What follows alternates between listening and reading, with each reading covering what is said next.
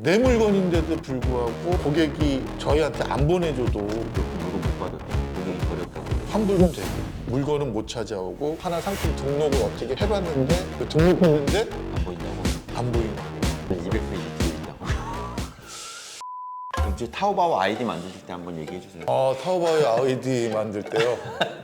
고생 많이 하셨잖아요. 네, 너무 힘들게 만들어서 좀 지치더라고요. 지금도 그래서 타오바오 접속할 때는 떨면서 해요. 또 막히지는 않을까.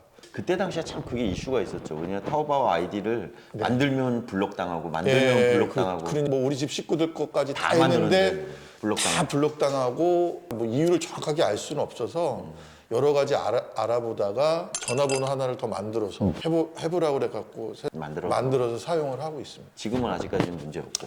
아직까지는 문제가 5개월 정도. 네, 아직까지는 아마 문제가 없어요. 제가 볼 땐 왜 문제가 없을 거라고 생각하는 이유가 이제 그 아이디로 많이 결제를 했잖아요. 이제 근데 조금씩 올라가니까 제가 이제 운영하는 거는 스마트 스토어하고 11번가 롯데오는 이 세 가지만 하고 있는데 주로 제가 하고 있고 물건이 많이 들어오는 건 거의 뭐 90% 정도가 스마트 스토어에서 하는 거고요. 그러니까 제가 제일 맨 처음에 실수한 게 뭐냐면 기본적으로 제가 쓰고 있는 툴이 스마트 스토어 11번가 쿠팡 요렇게 세 개만 운영이 됐어요. 요것만 하면 되겠구나라고 해서 했는데 그 세 개 마켓 갖고는 매출을 일으키기가 좀 부족한 거예요. 그러니까 그걸 누가 얘기해 준 사람이 없으니까. 근데 이제 제가 또 유튜브도 많이 보고 공부를 하니까 매출을 일으키는 건 여러 마켓에다가 내 물건을 많이 깔아놓고 매출을 발생해서 근데 그것도 굉장히 동의가 되고 그래서 구매 대행을 하려면 그 마켓별로 이제 내가 해외 구매 대행을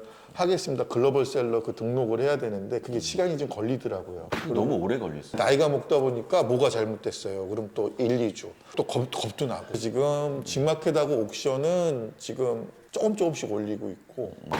전 대표님은 참고로 쿠팡은 안 하고 예, 계십니다. 전 쿠팡은 하지 않습니다. 왜 안 해요? 너무 힘들어요. 쿠팡은 너무 힘들게 한다라는 생각이 굉장히 좀 지배적이고 맨 처음에는 시작을 했었는데 안 하게 된 동기가 있잖아요. 그 쿠팡 같은 경우에는 뭐 예를 들어서 반품 처리라든가 이런 거 같은 경우도 내 물건인데도 불구하고 고객이 저희한테 안 보내줘도 그러니까 그걸 저희가 다 소명을 하거나 그걸 저희가 직접 어떻게 찾아올 수 있는 방법이라든가 이런 거를 끊임없이 요구하고 끊임없이 메일을 보내서 괴롭히는 느낌이 좀 들었어요. 근데 마지막에 그 물건 못 받았다며. 결국은 못 받고 고객이 버렸다고 그래서. 네.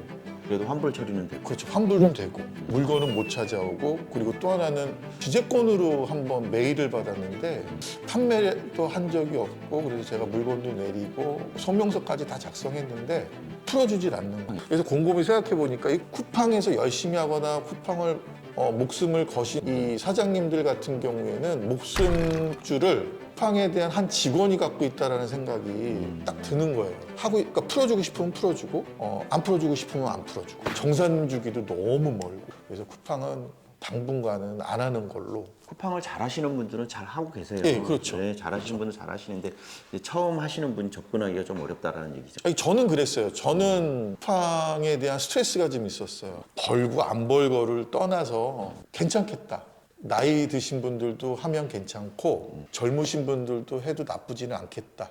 그러니까 어느 정도만 목표치에 달성해 놓으시면 앞으로도 유망할 수 있겠다. 이런 생각이 지금 드는 거죠. 해외 구매 대행이라는 게 한 지역에 국한되어 있는 게 아니라 전 세계. 전 세계 쪽으로 하면 지금은 중국 바운드만 하고 네, 계시는 지금은 제 생각에는 중국이 기본인 것 같다는 생각을 좀 해요. 네, 중국에서 좀 배우고 많이 하고 좀 경험이 쌓이면 다른 데도 생각을 해보는 게 처음부터 뭐 유럽이라든가 미국이라든가 일본으로 가는 것보다는 중국에서 이제 조금 더 매출을 더 올려보시고 아직은 그렇죠. 어느 정도까지 올리시고 그런 거는 생각 안 해봤어요. 그냥 지금보다 조금 낫겠고 저번 달보다 이번 달이 조금 낫으면 좋겠다. 또 다음 달이 좀 낫으면 좋겠다. 요 정도 아직까지는 그게 좀 되고 있으니까. 그래도 이제 지난달보다는 이번 달에 조금 나지. 저번 달보다는 이번 달이 조금 나아요. 낫고 왜냐하면 페이스가. 제가 봤을 때도 이 구매 대행 사업이 8월 달이 최고 비수기예요. 9월 달이 그거보다 좀 낫고 12월 달 뭐 연말 연초 이때가 사실은 매출이 제일 많이 나올 때 구정 딱 전에 그때까지가 매출이 제일 많이 일어나요. 모든 분들을 보면 주문서가 작성되는 수량만 봐도 네. 그때가 제일 많아요. 12월 달 정도 되시면 아마 근데 이제- 정점을 찍지 않을까. 네. 앞으로 목표는 어떻게 되세요? 앞으로 목표는 이 일을 스트레스 안 받고 재미나게 남들 버는 것만큼 다시 뭐 옛날만큼은 아니겠지만 뭐 큰 욕심 없이 큰 욕심 있으시죠? 큰 욕심은 없어요. 승부욕은 조금 있죠. 누구한테 지는 거는 별로 이렇게 좋아하는 스타일은 아니니까. 아 그리고 위탁보다 구매 대행이 일 처리만 여유 있게 해준다 그러면 스트레스는 좀 덜 할 거예요. CS가 좀 덜 들어오는 것 같아요. 제가 느끼기에는 위탁은 이 중간에 도매에서 또 도도매를 하시는 사장님들이 있어갖고 이 물건도 뭐 품절 처리나 이런 게 너무 스트레스였고 빨리 안 보내주고 막 이런 것 때문에 스트레스인데 이거 같은 경우에는 배송 기간이 길다라는 걸 이제 고객분들이 알고 주문을 하시기 때문에 의외로 CS는 좀 덜한 것 같다는. 또 하나는 대량으로 물건을 올리는 사장님들은 창업센터에서는 스마트 스토어를 제껴놔요. 그전 창업센터. 그전 창업센터에서는 스마트 스토어는 당신들이 범접하는 곳이 아니에요. 네. 어렵다고? 어렵다. 그리고 이제 왜 그러냐면 동일 상품이 또 올라가면 제재도 당하고 뭐 이게 관리가 힘들다. 제가 지금 생각해 보면 거기는 그냥 열심히 올리세요.